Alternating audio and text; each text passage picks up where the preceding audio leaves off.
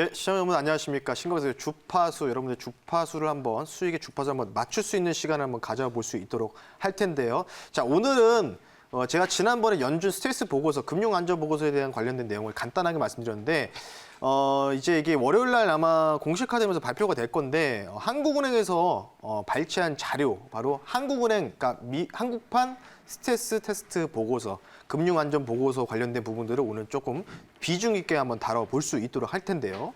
자, 한번 화면을 좀 보시겠습니다. 화면을 좀 보실 텐데, 뭐 뒤에는 이제 파동 관련된 얘기도 말씀드릴 겁니다. 금융안전 보고서가 이제 나온 부분에 대해서 제가 그대로 이 지표와 그리고 현재 한국은행에서 어떤 식으로 지금 우리나라 시장을 바라보고 있는지, 물론 이제 뭐 금융시장 전반적인 부분도 있고 부동산 관련된 부분도 있는데, 사실은 사실 우리가 이제 증권 방송이기 때문에 부동산 관련된 부분들은 제가 생략을 하고 금융시장 관련된 부분들을 위주로만 좀 말씀을 좀 드려볼 수 있도록 할게요.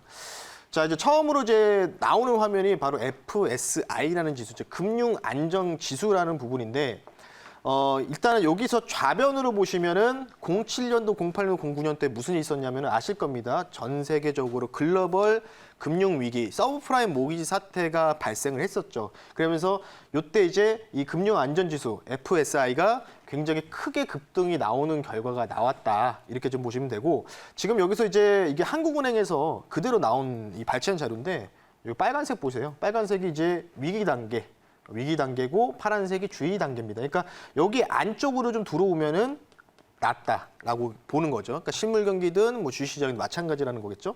근데 보면은 이제 이때 순간적으로 지금 위기 단계가 22까지, 이때 무슨 일이 있었어요, 여러분들? 코로나19가 발생을 했잖아요. 예상치 못하게 갑자기 코로나19가 전 세계적으로 확산이 되면서 발생을 했었죠. 이때 이제 올라왔어요. 올라오고 쭉 내려갔습니다. 이랬던 부분들이 뭐 뉴스에 아실 겁니다. 지금 아직 뭐 코로나가 어느 정도 잠잠해지면서, 특히 우리나라 같은 경우에 성공적인 방역을 취했잖아요. 그래서 그런 부분을 인해서 현재 우리나라의 그 금융안전지수가 안정권으로, 아직은 뭐 안정권이라고 보기에는 약간 좀 주의 단계에서 위기 단계 사이에 좀 이제 있어요. 그러니까 수치로 보면 이게 한 16 정도 되는 것 같아요. 16포인트. 16포인트가 되는데 아직은 좀 긴가민가한 이런 상황이다라는 좀 부분을 좀 말씀을 좀 드리고 싶고, 그래서 요 밑에다가 또 이제 그 한국은행 보고서에서 나온 부분들, 요약한 부분들이 있는데, 이제 긴데 제가 그냥 압축한 거를 좀 말씀 좀 드려볼 수 있도록 하겠습니다. 그 최근에 이제 금융안전지수가 어느 정도 안정적으로 나왔던 거는 뭐 아시다시피 정부에서 개입을 했죠. 특히 한국은행에서 개입을 하면서 시장 안정화 조치를 했죠. 실제로 뭐 규모가 100조 원 정도 규모였다라고 할 정도로 뭐 엄청난 규모로 공매도도 금지시키면서 시장 안정화 조치를 취했고, 그러면서 어느 정도 안정화가 되었다.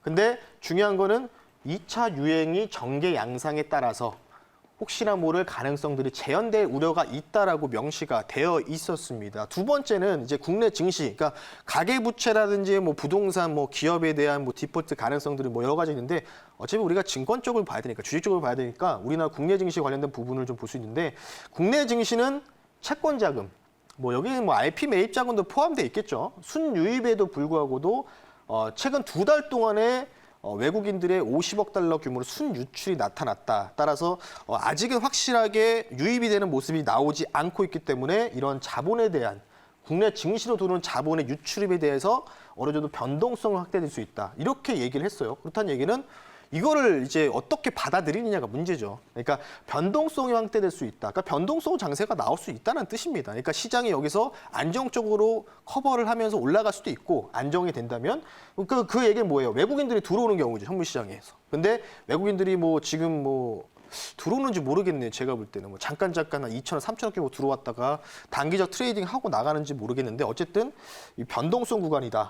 그래서 한국은행이 어느 정도 조금 약간 좀 두루뭉실하게 좀 얘기를 한 것 같아요. 좀 다음 한번 볼까요? 요게 이제 국고채. 제가 가끔 이제 3년 만기 채권이랑 10년 채권 만기 가격을 설명해 드릴 때는 있는데, 기준금리랑 이제 국고채 금리를 이제 묘사를 한 건데, 간단하게 말씀드릴게요. 여러분들, 금리가 인하가 된다는 얘기는 뭐냐면, 결국은 시장에서 미국으로 따지면 M1 통화 증가율, 그러니까 시중에 통화가 많이 풀린다는 거겠죠. 우리나라 돈이. 그러니까 우리나라 돈이든 뭐 달러든 간에 화폐의 가치가 어때요? 화폐의 가치가 떨어지는 거죠. 이런 부분 때문에 뭐 부동산 가격도 지금 계속 고공행진하고 있지, 뭐 주식시장도 계속해서 올라가고 있지. 그러니까 실물 자산에 투입하는, 투자하는 사람들이 많아지고 있죠. 그리고 최근에는 또 아실 겁니다. 금 가격이 온스당, 1온스당 1,800달러를 넘어갔어요. 그러니까 우리나라 돈으로 한 돈이면은 한 30만 원 정도 갔다고 보시면 되죠.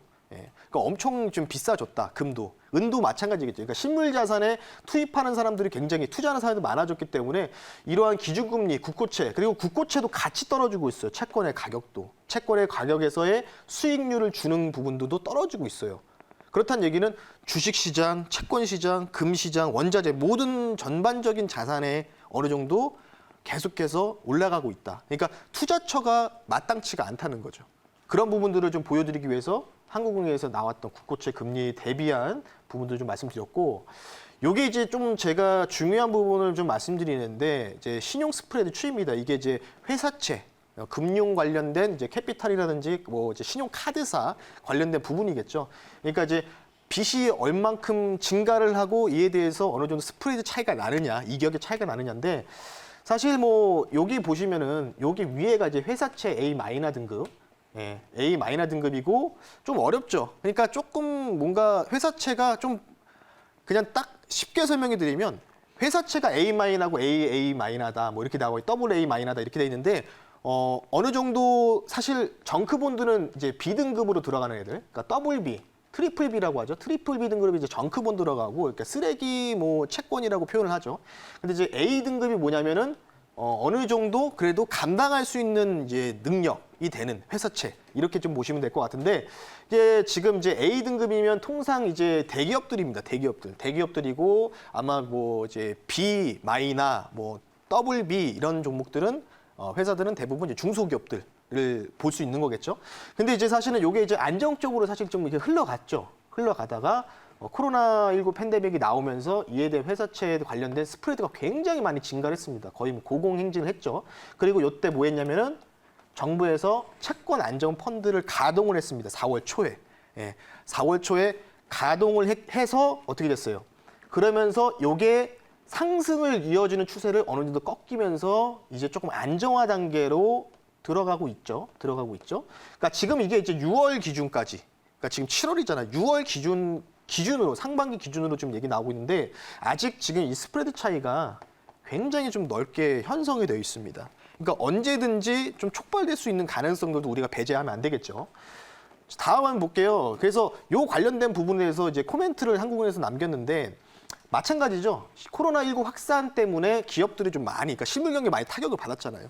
그에 대해서 각 기업들이 강등 우려, 신용 등급 강등 우려가 조금 깊어지고 있다. 그래서 이런 신용 스프레드가 채권 안정 펀드를 도입을 했는데도 불구하고도 아직도 조금은 둔화되고 있지만 빠르게 확대되고 있는 실정이라고 한국은행 보고서에서 명확하게 표현을 해줬고요.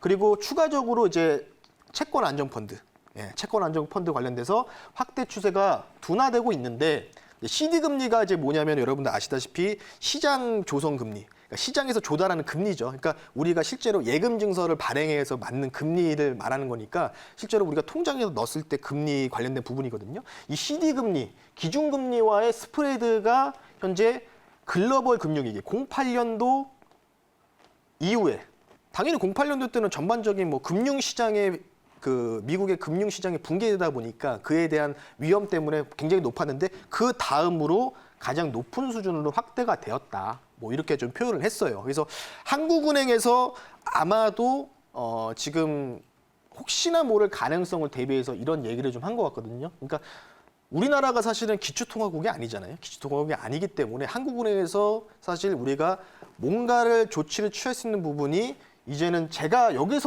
개인적인 사견으로는 좀 한계치에 좀 부딪히지 않았나, 뭐 이렇게 좀 생각이 들거든요. 그래서 혹시나 모를 가능성을 좀 한국은행에서는 이 금융 스트레스 보고서를 통해서 지금 얘기를 하고 있고, 그래서 조금 이제 이게 잘 나온 화면인데 이게 이제 지금 한국은행에서 혹시나 모를 리스크가 나올 수 있는 부분들이죠.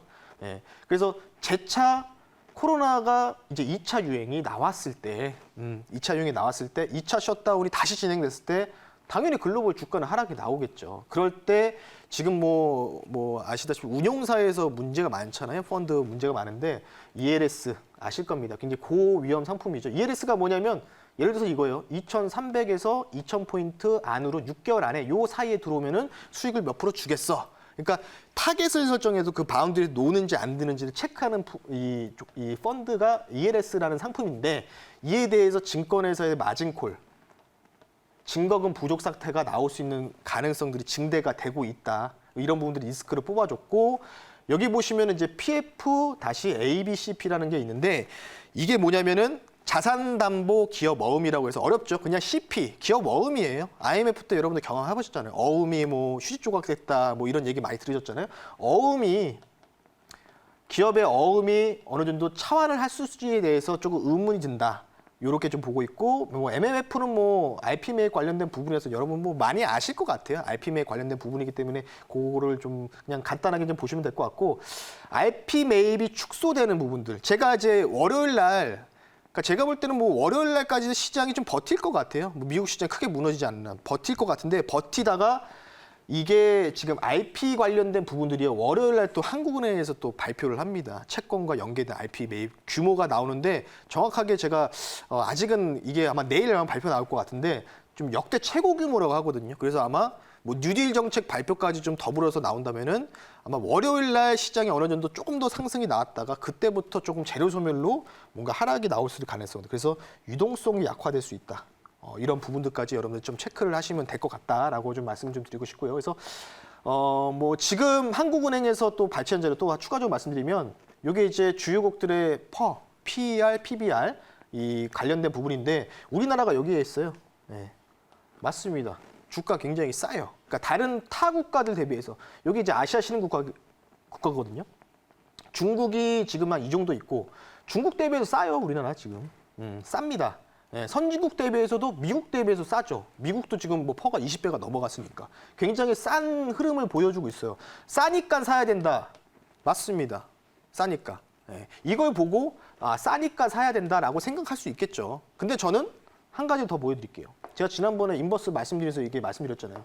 MSCI 신흥국 지수 편입 비율 조정 어느 정도 마무리됐죠. 1등이 누구예요? 중국이죠. 그리고 2등이 대만이고 그리고 이거 빨간색으로 표시된 게 우리나라입니다. 자, 퍼랑 PBR이 싸요, 우리나라가. 예, 중국이랑 대만이 우리나라가 비싸잖아요. 예, 근데 왜 여기 있는 MSCI 지수에는 왜 중국과 대만이 우리나라가 중국과 대만보다 못하는 편입 비중을 두었을까요? 그 부분에 대해서 생각을 해봐야 된다는 겁니다. 그러니까 우리가 봤을 때는 삼성전자, SK하이닉스 뭐 대단한 기업이고 셀트리온 대단한 기업이었고 뭐 백신 개발할 수 있을 것 같고 이런 부분이 있기 때문에 우리가 좋게 보이지만은 외국인들 입장에서 고려를 한번 해봐야 된다는 거죠. 그런 부분들을 여러분들이 좀 참고를 하셔라라고 좀 말씀을 드리고 싶기 때문에 물론 지금 쌉니다. 퍼로 보면 싸요. 근데 왜 중국에 대한 투자 비중을 이렇게 많이 늘렸을까에 대해서 생각을 한번 해보자라고 좀 말씀을 좀 드리고 싶고요. 자, 그래서 한국은행 관련된 부분도 좀 말씀드렸고 이제 매우 논란이 되고 있는 신경쓰이 파동 관련된 분석을 좀 말씀을 좀 드려볼 수 있도록 하겠습니다. 자, 제가 지금 분명히 말씀드리는데 미국 시장 요때 빠질 때 있잖아요. 요때 이제 중간에 빠질 때 뭐라고 했냐면 반등 즐기라고 말씀드렸어요. 예. 너튜브에다가도 한번 보시면 될 것 같아요. 2주 전, 3주 전부터. 근데 뭐 한 달 전부터 내내 빠진다고 했다 그러는데 뭐 2200 제가 찍는다고 했잖아요. 예, 그래서 2200 찍었고 그래서 저는 그에 맞게 대응을 한 것뿐입니다. 자, A 시나리오가 이겁니다. 이게 저 긍정적인 굉장히 불리시한 시나리오인데 혹시나 S&P 500이 여기를 넘어갔을 때 이 라인이 대략적으로 한 3200 정도 되거든요. 3200을 오늘이나 내일 넘어갔을 때는 여기서 조정 하락이 어느 정도 나왔다가 다시 크게 상승이 나옵니다. 그렇게 좀 보시면 될 것 같고 두 번째는 밸리시한 관점. 굉장히 좀 부정적인 관점이겠죠. 여기를 못 넘어갈 때 이 라인이 굉장히 중요합니다. 이 라인. 그러니까 이 라인이 한 3230이네요. 이 라인을 넘어가지 못할 때는 여기서는 전저점 깨려가는 하락이 길게 나옵니다. 그리고 나서 쭉 다시 올라가는 상승 파동이 전개될 수 있다. 그러니까 A 시나리오는 뭐예요?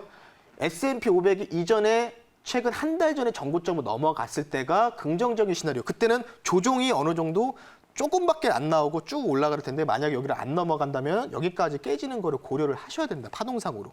예, 그렇게 좀 보시면 될 것 같고 그럼 우리나라는 어떻게 될까요? 두 가지죠. 우리나라도 미국이랑 똑같이 가는데 근데 참고로 말씀드리면 중국은 좀 다르게 할 겁니다. 중국하고 우리나라, 미국은 약간 좀 디커플링 갈 거예요. 저는 중국 쪽을 굉장히 좋게 보고 있어요. 왜? MSCI에 대한 편입 비중이 굉장히 높아졌기 때문에 외국인 입장에서 그렇게 보인다라고 좀 말씀을 전제를 좀 미리 깔고 가고요. 우리나라는 어떻게 할까요? 우리나라도 마찬가지예요. 여기 라인을 넘어가느냐 마느냐 이거에 따라서 시장이 쭉 빠지는지 아니면 여기에서 그냥 그대로 만약에 넘어갔다가 빠지면은 이렇게 해서 올라갈 겁니다. 적정하게 조정 하락이 나오고. 뭐 이 폭이 한 1900선 되겠죠.